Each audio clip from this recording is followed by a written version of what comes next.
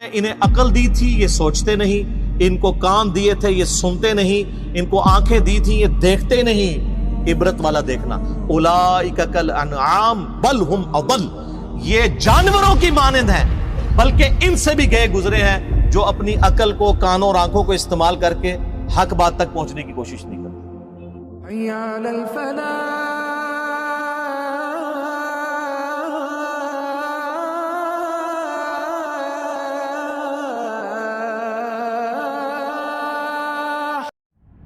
آپ کا کام یہ ہے فذکر ان نفعت الذکری، آپ لوگوں کو نصیحت کرتے رہیں اگر نصیحت کرنے کا فائدہ ہو رہا ہو۔ قیامت مضمر ہے اس آیت کے اندر۔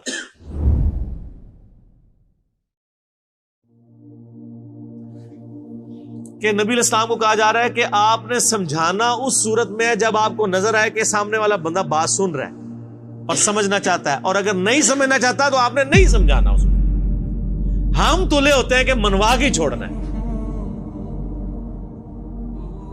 قرآن کی ڈاکٹرائن یہ ہے کہ آپ نے منوانا نہیں، صرف پہنچانا ہے، اور اگر بات ماننا چاہتا ہے کو مان لیں، جس نے نہیں ماننی وہ نہ مانے، یہ اس کی مرضی۔ وما علینا الا البلاغ، ہمارا کام تو نہیں مگر پہنچا دینا۔ سورہ بقرہ میں آتا ہے، اللہ تعالیٰ فرماتا ہے کہ اے نبی ہم آپ سے اہل جہنم کے بارے میں نہیں پوچھیں گے کہ آپ کو ہم نے پیغمبر بنا کے بھیجا پھر بھی لوگ دوزخ میں پہنچ گئے، تو رزلٹ یہ نکلا ہے۔ واقعی آج بھی اکثریت تو دوزخ کی طرف ہی جا رہی ہے۔ آپ سے نہیں پوچھیں گے، آپ کا کام صرف بات پہنچانا ہے۔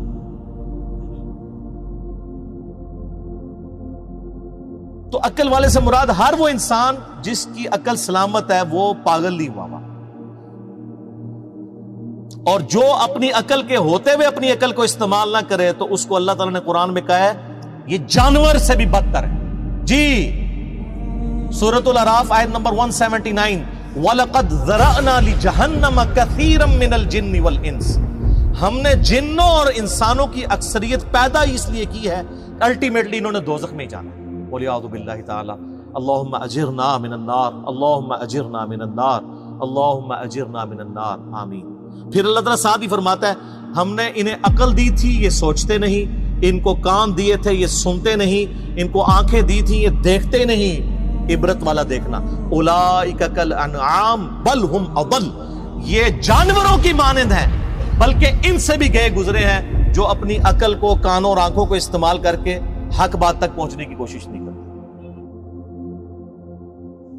طٰہٰ ما انزلنا علیک القرآن لتشقیٰ الا تذکرۃ لمن یخشیٰ، قرآن ہم نے اس لیے نازل نہیں کیا ہے نبی کہ آپ مشقت میں پڑ جائیں، یہ تو نصیحت ہے جو بات قبول کرنا چاہے اس کے لیے۔ فذکر بالقرآن من یخاف وعید، اے نبی اس قرآن سے اس کو نصیحت کریں جو اللہ کی دھمکی سے ڈرنا چاہتا ہو، جو نہیں ڈرنا چاہتا چھوڑ دیں اس کو اس کے حال میں۔ یہ بڑا امپورٹنٹ ٹاپک ہے قرآن کا، یہاں پہ لوگ زبردستی کر رہے ہوتے ہیں، اور قرآن کہہ رہا ہے کہ آپ نے بس صرف دعوت دینی ہے، قبول کرتا ہے کرے، نہیں کرتا چاہے دفعہ ہو۔ اللہ بے نیاز ہے نا۔ پھر یہاں تک کہ قرآن حکیم میں اس کا کلائمیکس یہ آیت کم از کم 4 دفعہ ریپیٹ ہوئی ہے مختلف انداز میں، فَلَعَلَّكَ بَاخِعٌ نَفْسَكَ عَلَىٰ آثَارِهِمْ إِن لَّمْ يُؤْمِنُوا بِهَٰذَا الْحَدِيثِ أَسَفًا، اے نبی تم اپنے آپ کو ہلاک کر دو گے اس غم میں کہ لوگ اس قرآن پہ ایمان نہیں لا رہے۔ چھوڑ دیں، آپ غم نہ کریں، آپ بس صرف بات پہنچائیں۔ اور یہاں پہ ہے فذکر، پس اے نبی آپ نصیحت کیجئے، ان نفعت الذکر، اگر آپ کو یہ نظر آ رہا ہو کہ یہ نفع ہوگا نصیحت کرنا، اور اگر نظر نہیں آ رہا چھوڑ دیں۔ سیذکر من یخشیٰ، نصیحت اس کو کرنی ہے اور بات وہ قبول کرے گا جو اللہ تعالیٰ سے ڈرنے والا ہوگا۔ وَيَتَجَنَّبُهَا الْأَشْقَى، اور جو بدبخت ہے وہ تو اس دعوت سے دور ہی رہے گا، آپ بھی اس کو اس کے حال پہ چھوڑ دیں۔ بدبخت سے مراد یہ نہ سمجھیے گا کہ یعنی اللہ نے اس کی قسمت میں 2 غزل لکھ دی ہوئی ہے، نہیں، ایسا نہیں ہے۔ بدبخت وہ ہے جو اپنے لیے بدبختی کماتا ہے۔ اور اس بات کو اگر آپ نے سمجھنا ہے نا تو آپ سورہ طٰہٰ میں اینڈ پہ جا کے آیات آتی ہیں جہاں قصہ آدم اور ابلیس کا اللہ نے ذکر کیا ہے نا، تو وہاں پہ اللہ تعالیٰ نے مسئلہ تقدیر کو اس حوالے سے ڈسکس کیا ہے۔ آیت نمبر ہے 123۔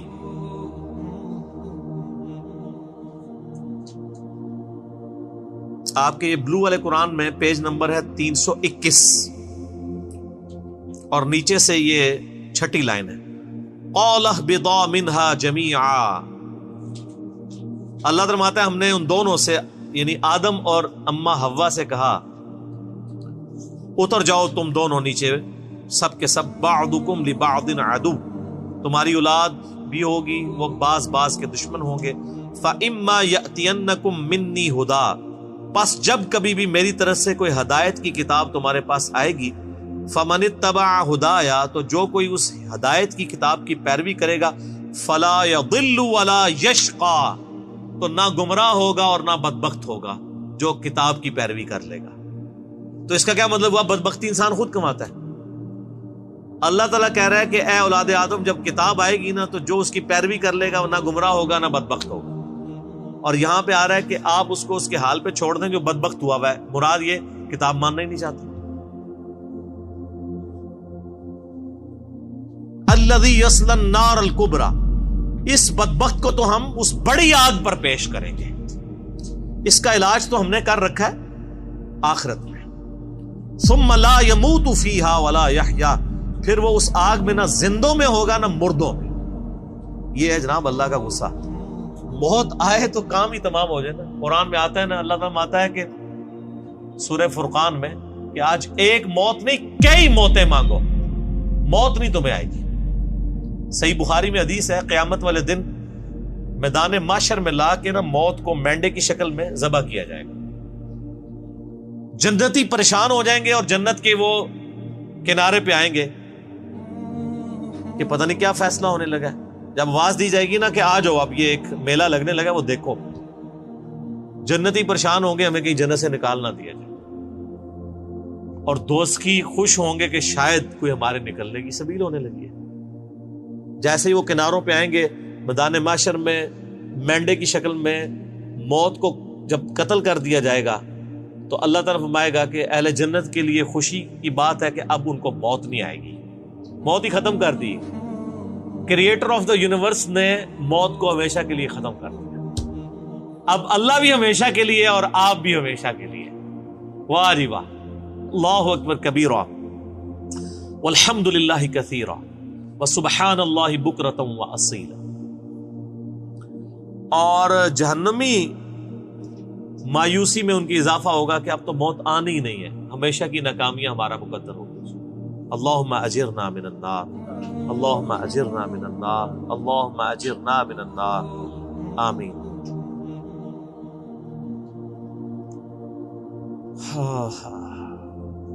نہ وہ زندوں میں ہوگا وہاں پہ نہ مردوں میں۔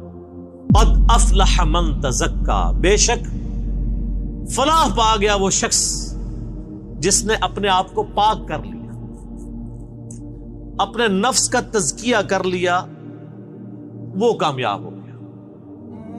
مرنے سے پہلے پہلے موت کی تیاری کر لی، وہ کامیاب ہو گیا۔ وَذَكَرَ اسْمَ رَبِّهِ فَصَلَّى، اور اس نے اپنے رب کا نام لیا، نام کا ذکر کیا اور اس کے ساتھ نماز پڑھی۔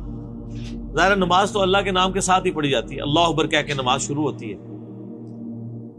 وہ اصل میں کامیاب ہوا ہے۔ صرف اللہ کو ماننا کافی نہیں ہے، اللہ کی ماننا بھی ضروری ہے۔ وَلَقَدْ بَعَثْنَا فِي كُلِّ أُمَّةٍ رَسُولًا أَنِ اعْبُدُوا اللَّهَ وَاجْتَنِبُوا الطَّاغُوتَ، بے شک ہم نے ہر امت میں کوئی نہ کوئی رسول بھیجا اس دعوت کے ساتھ کہ عبادت کرو اللہ کی، اور اللہ کے مخالف طاغوت جو ہے ان سے اجتناب کرو۔ عبادت کرنی ہے اللہ کی، ماننا کافی نہیں ہے، اللہ کی ماننا بھی ضروری ہے۔ اللہ کو تو سارے ہی مان رہے ہیں، اللہ کی ماننا بھی ضروری ہے۔ اور خصوصیت سے جب ماننے کا ذکر آیا، پاکیزگی کا ذکر، تو نماز کا ذکر اللہ نے کیا۔ صحیح مسلم میں انٹرنیشنل نمبر کے مطابق 246 نمبر حدیث ہے کہ بندے کے کفر اور اسلام شرک اور ایمان کے درمیان لکیر جو ہے وہ نماز ہے. نماز نہ پڑھنے والا پاکستان کے شناختی کارڈ میں مسلمان ہے، اللہ کے حضور وہ عملاً کافر ہے، عقیدے میں بے شک مسلمان ہے لیکن عملاً کافر.